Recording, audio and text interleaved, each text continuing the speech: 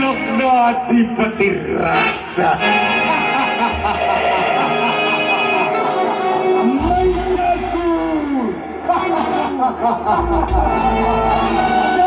લોકનો અધિપતિ રાક્ષસ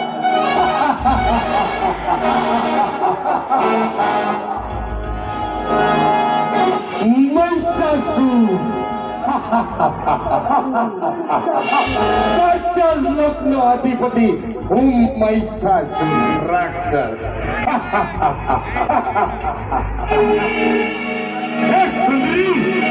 ચંદ્રને પણ શરમાવે અને સૂર્યના કિરણો પણ ઝાંકા પડી દે એવા તારા રૂપને જોઈને તો હું દંગી રહી ગયો. તારા જેવી સુંદર સ્ત્રી તો મારી કન્યાઈ જોઈએ. હે સુંદરી, મારી સાથે વિવાહ કરવા માટેનો હું તને પ્રસ્તાવ મૂકું છું. મારો પ્રસ્તાવ સ્વીકાર કર સુંદરી.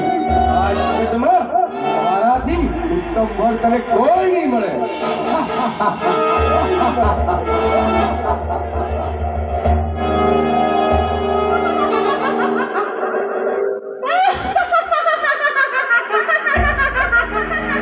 હે મહિષાસુર, તું તારી જાતને 3 લોકનો અધિપતિ સમજે છે અને મને પામવાના આવા તુચ્છ સપના જોવે છે. મહિષાસુર, તને ખબર નથી કે હું કોણ છું? તારા જેવા અસુરોનો નાશ કરવા માટે હું શક્તિ સ્વરૂપે પ્રગટ થઈ છું અને તારો વિનાશ તો મારા હાથે જ થવાનો છે.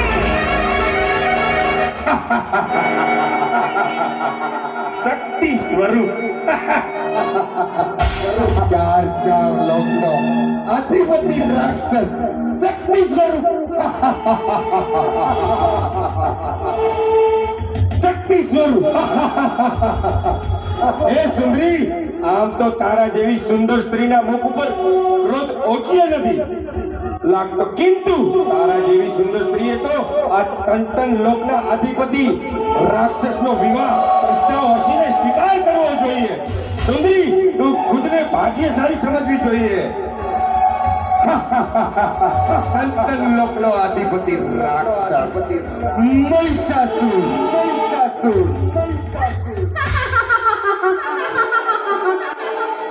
મહિષાસુર, હવે તારો કાળ નજીક આવી ગયો છે.